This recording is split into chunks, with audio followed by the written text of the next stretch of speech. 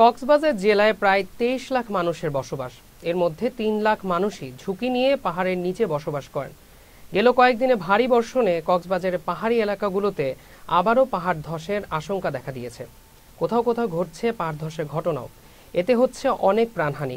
এদিকে ঝুঁকিপূর্ণভাবে পাহাড়ে বসবাসকারীদের নিরাপদে সরে যেতে মার্কিং করছে স্থানীয় প্রশাসন। আবহাওয়া অফিস বলছে বৃষ্টিপাত থাকবে আরও কয়েকদিন। বিস্তারিত কক্সবাজার প্রতিনিধি মীর কাশেম আজাদের পাঠানো তথ্য ও চিত্রে টেস্ট রিপোর্ট। কক্সবাজারে গত কয়েকদিন ভারী বর্ষণ শুরু হয়েছে, ফলে কক্সবাজারের পাহাড়ি এলাকাগুলোতে ভূমিধসের আশঙ্কা দেখা দিয়েছে। এরপরও জীবনের ঝুঁকি নিয়ে কক্সবাজার জেলায় পাহাড়ের পাদদেশে বাস করছেন অন্তত 3 লাখ মানুষ। এর মধ্যে ঝুঁকিতে রয়েছে প্রায় লাখের অধিক বাসিন্দা। সম্প্রতি কক্সবাজার শহরে পাহাড় ধসে স্বামী স্ত্রী নিহত হয়েছেন। রোহিঙ্গা ক্যাম্পে শিশুসহ জেলায় নিহত হয়েছেন 14 জন। বাসিন্দারা জানিয়েছে বিকল্প বাসস্থান না থাকায় তারা বাধ্য হয়ে থাকছেন পাহাড়ে।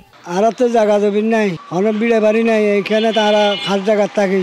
আমরা তো ধরুন গন নাই, বাড়ি নাই, বিড়ে নাই, তৈলে এই জায়গাগুলো যখন বসত বাড়ি হয়েছে অনেক বছর, আমি এখানে 30 বছর। বৃষ্টির দাঁড় তো ঘুম নয়, এর ঘুম জানি না পারি, লাচি আছে তখন টাকা পরে ঝুঁকিপূর্ণ জায়গা দেয়, নইলে বাদ দিয়ে বই টাকা পরে। পাহাড়ের আশেপাশে যারা বসবাসরত অবস্থায় আছে এরা সবসময় ঝুঁকিপূর্ণ অবস্থায় থাকে। এদের টাকা পয়সা না থাকার কারণে অল্প টাকায় জায়গা কিনে এই পাহাড়ের মধ্যে থাকে। অনেক বৃষ্টিপাতের মধ্যে আমরা খুব ঝুঁকি কারণে আছি। এখন সরকার যদি আমাদেরকে চায় অন্য কিছু আশ্রয় দেওয়ার জন্য আমরা ওখানে চলে যাব। সচেতন মহল বলছেন বর্ষা মৌসুমে ঝুঁকিপূর্ণ অবস্থা তৈরি হলেই সবাই নড়ে চড়ে বসে, বাকি সব সময় নীরব থাকে। এছাড়া পাহাড় খেকোদের বিরুদ্ধে কঠোর ব্যবস্থা নেওয়া দরকার। এতে অবশিষ্ট পাহাড় যেমন রক্ষা পাবে, তেমনি মৃত্যুর ঝুঁকিও কমবে ও রক্ষা পাবে পরিবেশ প্রকৃতি। এই যে বর্ষা মৌসুমকে ঘিরে পাহাড়ে নিরাপদ রাখার যে প্যাকেজ প্রশাসন তৈরি করে, সেটা একটা আমি মনে করি লুটপাটের একটা অংশ। কারণ ঝুঁকির একটা বিভিন্ন ধরনের সুযোগ সুবিধা রয়েছে, সেগুলো দেখি একটা বিল করা ছাড়া ওদের আর কোনো কাজ দেখি না। প্রশাসন এবং স্থানীয় যে প্রতিষ্ঠানগুলো রয়েছে তারা প্রচারণা চালায়, কিন্তু পাহাড় ধসের ঝুঁকিতে থাকা ব্যক্তিগুলোকে তারা নিরাপদ স্থানে আনে না।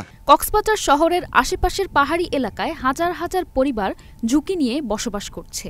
গত 3 বছরে এ সংখ্যা দ্বিগুণ বেড়েছে। টেকনাফ ও উখিয়ার রোহিঙ্গা ক্যাম্পে ঝুঁকিপূর্ণ বসতির সংখ্যা আরও বেশি।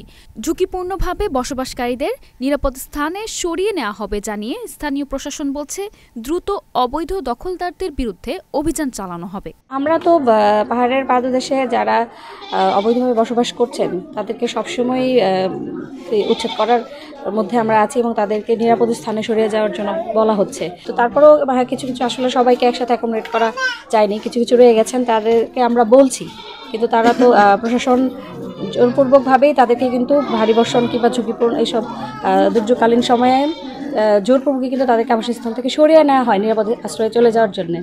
যখনই ভারী বৃষ্টি হয় তখনই ঝুঁকিটা বাড়ে। গত 12 বছরে জেলায় পাহাড় ধসে 3 শতাধিক মানুষের প্রাণহানির ঘটনা ঘটেছে। তাই বর্ষা মৌসুমে কেবল তৎপরতা নয়, বরং পাহাড় ধসে প্রাণহানি ঠেকাতে স্থায়ী সমাধান প্রয়োজন। SA Hafsa, channel S news desk.